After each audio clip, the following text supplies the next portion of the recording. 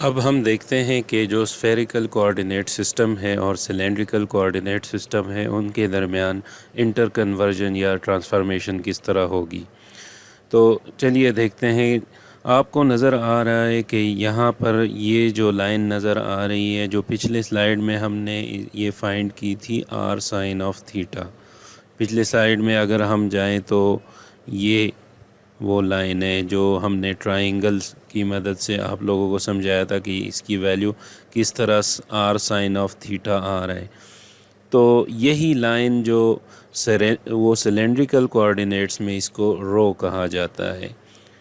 जिस तरह हमने सिलेंड्रिकल कोऑर्डिनेट्स पढ़े थे उसमें इस लाइन को हम क्या कहते थे, रो। तो इस ट्राइंगल को अगर हम देखें, जो कि यहाँ पे मैंने ड्रॉ किया हुआ है, तो इस ट्राइंगल के रिस्पेक्ट से ये लाइन जो हमारे पास रो बन रहा है, ये वाली लाइन बन रही है। तो रो की वैल्यू हमारे पास क्या है, r साइन ऑफ थीटा। तो अगर हमें r और थीटा की वैल्यू गिवन हो, मतलब हमें स्फेरिकल कोऑर्डिनेट सिस्टम के कंपोनेंट्स गिवन हो, तो हम ये वाला फार्मूला यूज़ करके रो की वैल्यू फाइंड कर सकते हैं। अब अगर हम इसी ट्राइंगल को देखें तो इसी से हम z की वैल्यू भी निकाल सकते हैं। ये वाली लाइन जो कि z की डायरेक्शन में ये इस ट्राइंगल की बेस बन रही है। तो अगर हम देखें तो इसकी वैल्यू हमने पिछली स्लाइड में भी निकाली थी, वो आ रही थी r कॉज ऑफ थीटा। तो z हमारे पास क्या आ गया, r कॉज ऑफ थीटा। और फाई वही है जो सिलेंड्रिकल कोऑर्डिनेट में होता था, फाई वही स्फेरिकल कोऑर्डिनेट में है। तो फाई चेंज नहीं हो रही, फाई की वैल्यू वही रह रही है। तो ये सेट वन आ गया हमारे पास। ये कब यूज़ करेंगे हम, जब हमारे पास स्फेरिकल कोऑर्डिनेट में कोई वेक्टर और या पॉइंट गिवन हो और हम उसको ले जाना चाहते हो सिलेंड्रिकल कोऑर्डिनेट्स में, तो हम ये वाले फार्मूले यूज़ करेंगे। मतलब स्फेरिकल से हम किस में जा रहे हों, सिलेंड्रिकल में, तो ये वाले फार्मूले यूज़ होंगे। ये जो नीचे दिया हुआ है ये फार्मूला सेट, ये तब यूज़ होगा जब हमें सिलेंड्रिकल कोऑर्डिनेट में एक पॉइंट या वेक्टर गिवन हो, तो उसको हम ले जाना चाहते हो स्फेरिकल कोऑर्डिनेट सिस्टम में। अब इन फार्मूलों की तरफ आते हैं तो ये भी इसी ट्राइंगल से निकल रहे हैं। इस ट्राइंगल में अगर हम देखें तो ये हाइपोटेन्यूज हमारा r बन रहा है और इसके बेस क्या बन रहे थे, सिलेंड्रिकल कोऑर्डिनेट्स में z बन रहे थे और रो बन रहा था। तो ये हाइपोटेन्यूज है। तो फाइथागोरस थ्योरम के रिस्पेक्ट से अगर हम देखें तो जो r बनेगा वो base plus perpendicular square whole under the root के इक्वल होता है। तो ये बेस है और ये परपेंडिकुलर है, दोनों का स्क्वायर लेंगे, इसका सम करेंगे और इसके बाद उनका अंडर रूट करेंगे, तो ये फार्मूला हमारे पास आ जाएगा। तो ये था r की वैल्यू। फाई सेम है, फाई वही है जो सिलेंड्रिकल का फाई है, वही स्फेरिकल का फाई है। अब इसी ट्राइंगल को यूज़ करते हुए हम थीटा की वैल्यू भी निकाल सकते हैं। तो थीटा की वैल्यू किस तरह निकलेगी, अगर आप लोग कॉज वाली आइडेंटिटी लगाते हैं तो कॉज हमारे पास किस चीज़ के इक्वल आता है, पर बेस ओवर हाइपोटेन्यूज। तो z डिवाइडेड बाय r की वैल्यू हमने यहाँ पे फाइंड की है। तो ये r की वैल्यू इन्होंने इधर लगा दी और z ऊपर आ गया, तो z बाई r हो गया। अब इस z बाई r का कॉज इन्वर्स लेंगे हम, तो हमारे पास थीटा की वैल्यू आ जाएगी। इसी तरह अगर आपको रो पता है तो और z भी पता है, तो आप टेंजेंट वाली आइडेंटिटी से भी इसको निकाल सकते हैं। मतलब अगर हम इधर कॉस की जगह टेंजेंट लगा दें तो z यहाँ पे रो बाई z हो जाएगा। तो इससे भी हम थीटा की वैल्यू निकाल सकते हैं। तो ये सेट कब यूज़ करेंगे हम, ये सेट नंबर 2 नीचे जो दिया हुआ है, अगर हमें सिलेंड्रिकल कोऑर्डिनेट्स में कोई पॉइंट या वेक्टर गिवन हो और हम उसको ले जाना चाहते हो स्फेरिकल कोऑर्डिनेट सिस्टम में, तो हम ये वाले फार्मूले यूज़ करेंगे। ऊपर वाले फार्मूले कब यूज़ करेंगे, जब स्फेरिकल में गिवन हो और सिलेंड्रिकल में फाइंड करना हो, तो तब ये ऊपर वाला सेट हम यूज़ करेंगे। पिछले स्लाइड में जो हमने सारे तरीके पढ़े थे, 3 ट्रांसफॉर्मेशंस हमने उधर पढ़ी थी, तो वो थी कोऑर्डिनेट ट्रांसफॉर्मेशन। मतलब जो rho phi z r theta phi और एक्स वाई जेड जो कोऑर्डिनेट्स हैं, मतलब जो पॉइंट्स हैं, उसके अगर हम कंपोनेंट को एक दूसरे में ट्रांसफॉर्म करना चाहें तो हम उस तरीक़ों से कर सकते हैं, उन फार्मूलों को लगाकर कर सकते हैं। अगर हमें वेक्टर के फॉर्म में गिवन हो, मतलब हमें रेक्टेंगुलर कोऑर्डिनेट सिस्टम में कोई वेक्टर गिवन हो, पॉइंट ना गिवन हो, तो फिर हम ये वाले फार्मूले यूज़ करेंगे जो कि इस टेबल की मदद से निकल आते हैं।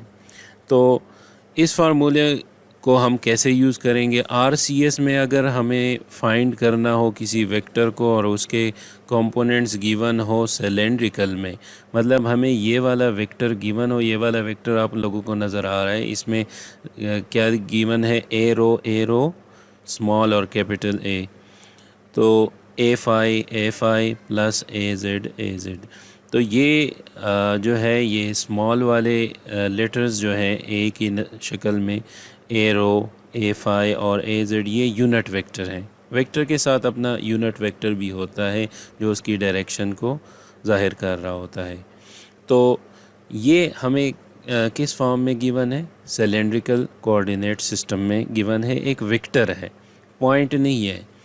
तो वेक्टर को कन्वर्ट करने का तरीका क्या है? अगर हम इसको रेक्टेंगुलर में लेकर जाना चाहें तो रेक्टेंगुलर के जो कोऑर्डिनेट्स हैं, जो उसके यूनिट वेक्टर्स हैं, ए एक्स, ए वाई और ए जेड, उनके साथ हम बारी बारी इसका डॉट प्रोडक्ट लेंगे।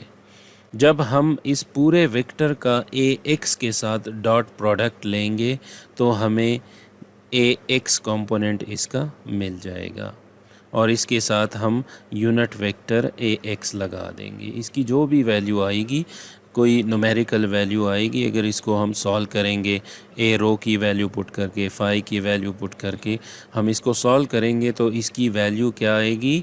कोई न्यूमेरिकल वैल्यू आएगी और उसके साथ हम यूनिट वेक्टर जो है वो ए एक्स लगाएंगे, स्मॉल ए एक्स। अब इसी पूरे वेक्टर के साथ हम ए वाई जो यूनिट वेक्टर है उसका डॉट प्रोडक्ट लेंगे बारी बारी, इसके साथ और इसके साथ। तो इससे जो भी वैल्यू आएगी वो यहाँ पे लिखी हुई है और इसके साथ फिर हम इस पूरी वैल्यू के साथ हम क्या लिखेंगे? Unit vector a y. तो ये इसका ए वाई कंपोनेंट आ जाएगा इस वेक्टर का। और ए जेड चूँकि दोनों में इक्वल है तो ए जेड को उसी तरह लिख लेंगे। इसके साथ कोई अगर डॉट प्रोडक्ट भी लेते हैं तो ये इन दोनों के साथ ज़ीरो आएगा और ए जेड और ए जेड के साथ इसका डॉट प्रोडक्ट 1 आएगा। तो इसके साथ हम क्या लिखेंगे? ए जेड यूनिट वेक्टर लिखेंगे। अब ये वैल्यूज़ किस तरह आई हैं? ये इस टेबल की मदद से आई है। ये है ए एक्स डॉट ए रो, मतलब इन दोनों का जब डॉट प्रोडक्ट लेंगे तो इनका इंटरसेक्शन ये वाला पॉइंट बन रहा है, तो उससे क्या आएगा? कॉज ऑफ फाई आएगा। ये क्या किन दो वैल्यू की डॉट प्रोडक्ट है? ए एक्स और ए रो की डॉट प्रोडक्ट से हमें क्या मिल रहा है? ये वाली वैल्यू हमें मिल रही है। अगर आप लोग देखें तो ये यूनिट वेक्टर ए रो है, ये वाला, और ये ए एक्स है। जब ये इसके साथ डॉट प्रोडक्ट इसका लेंगे तो कॉज ऑफ फाई आ जाएगा। तो इस ए रो के साथ हम क्या लगाएंगे? Cos of phi. यहाँ पे ये लगा हुआ है, ये नज़र आ रहा है आप लोगों को। तो ये वाली वैल्यू हम इधर पुट करेंगे। अब इसी ए एक्स का अगर हम ए फाई के साथ डॉट प्रोडक्ट लेंगे, ए एक्स डॉट ए फाई, ये है ए एक्स और ये है ए फाई, तो यहाँ पर ये लाइन इधर आके इन दोनों का इंटरसेक्शन बन रहा है, तो ये है माइनस साइन फाई। तो इस ए फाई के साथ क्या आ जाएगा? Minus sine phi. तो ये क्या बन जाएगा? Minus a phi sine of phi. ये माइनस साइन इधर इस के साथ जो ये साइन है, साइन फाई इस टेबल में, तो उसके साथ बन रहा है। और ए एक्स का ए जेड के साथ यहाँ पे आप लोग टेबल में देखें तो ये इन दोनों का डॉट प्रोडक्ट ज़ीरो आ रहा है, तो इसका थर्ड कंपोनेंट जो ए जेड है ये वाला, ये ज़ीरो हो जाएगा। तो इसके सिर्फ ये दो कंपोनेंट्स आ रहे हैं।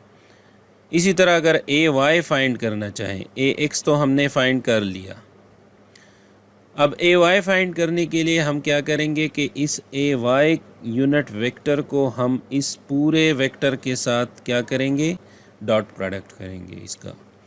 तो ए वाई और ए रो का डॉट प्रोडक्ट इस टेबल में देखें तो ए वाई डॉट ए रो ये साइन ऑफ फाई बन रहा है।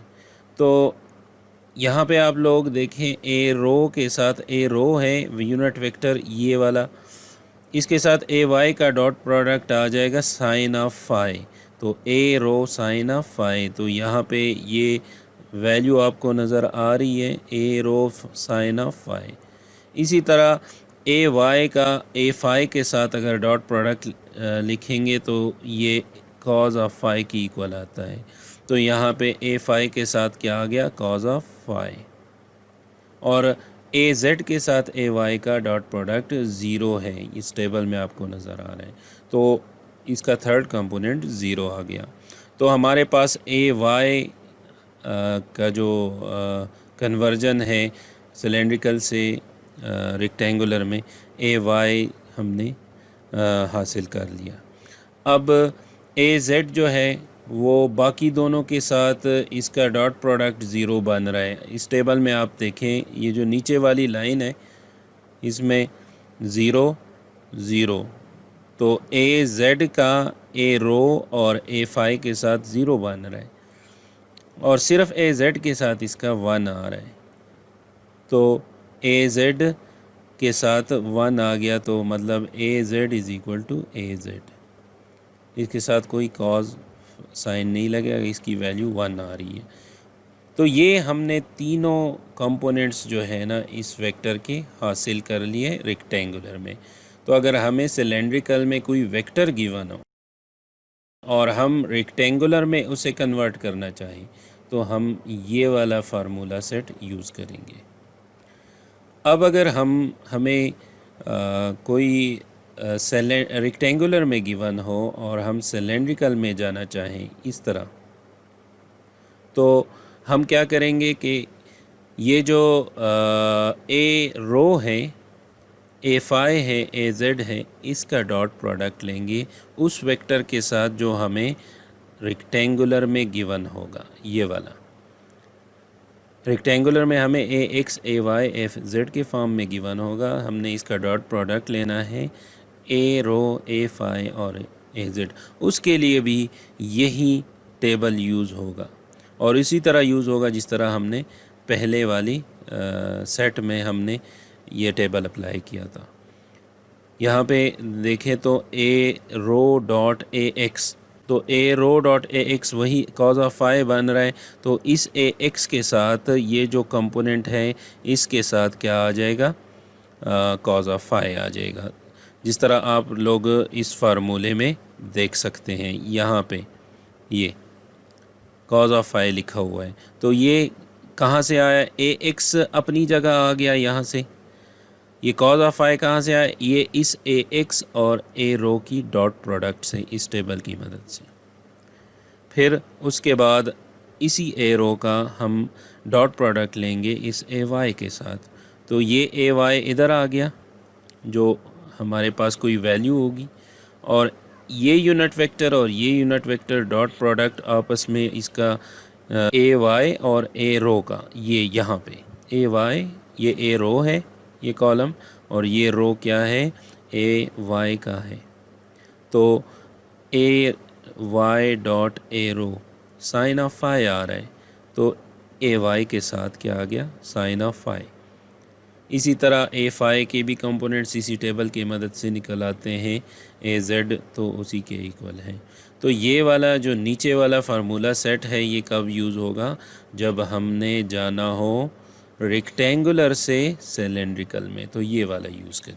अब अगर हम स्फेरिकल से आना चाहें किस सिस्टम में, रेक्टेंगुलर में, मतलब स्फेरिकल में कोई वेक्टर गिवन है और हम रेक्टेंगुलर में उसको लाना चाह रहे हैं। तो स्फेरिकल में हमें वेक्टर इस फॉर्म में गिवन होगा, ए थीटा ए फाई।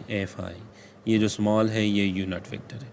तो उसी तरह बिल्कुल जिस तरह पिछले स्लाइड में हमने देखा था उसी तरह डॉट प्रोडक्ट लेंगे इसके यूनिट वेक्टर्स का, ये जो रेक्टेंगुलर के हैं इनके यूनिट वेक्टर के जो स्फेरिकल के हैं इनके साथ हम डॉट प्रोडक्ट लेंगे और टेबल ये वाले यूज़ करेंगे। तो a x dot a r sine theta cos phi आ रहा है, तो इधर ए आर के साथ क्या आ गया, ये sine of theta cos of phi. इसी तरह इन सारों की वैल्यू हम निकाल सकते हैं ये टेबल यूज़ करके। ये टेबल किसके लिए है, RCS और SCS के इंटर कन्वर्जन के लिए, दोनों के इंटर कन्वर्जन के लिए यही टेबल यूज़ होता है।